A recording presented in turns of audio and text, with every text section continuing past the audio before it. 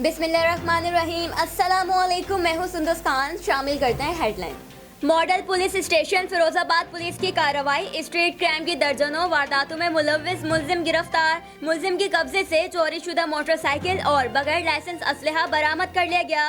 मुलजिम पहले भी जराइम की वारदातों में गिरफ्तार हो चुका है। मुलजिम के खिलाफ मुकदमा दर्ज।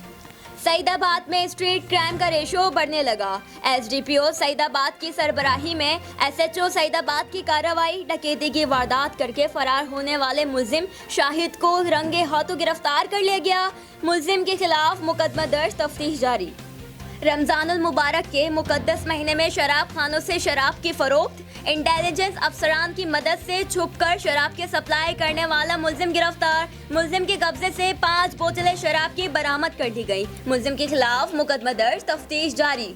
एसएसपी ठट्टा डॉक्टर इमरान खान की हिदायत पर ठट्टा पुलिस की जानिब से मंशियात और गुटखा माफिया के खिलाफ कार्रवाई। गुटखा मटेरियल सप्लाई करने वाला मुलजिम गुलाम शाह को गिरफ्तार कर लिया गया। लाखों रुपए मालियत गुटखा में इस्तेमाल होने वाली तंबाकू पत्ती सप्लाई करने की कोशिश को नाकाम बना दिया गया। ट्रक की तलाशी के दौरान 1250 गुटखे में इस्तेमाल होने वाला मटेरियल बरामद कर लिया गया। मुलजिम के खिलाफ मुकदमा दर्ज, तफ्तीश जारी।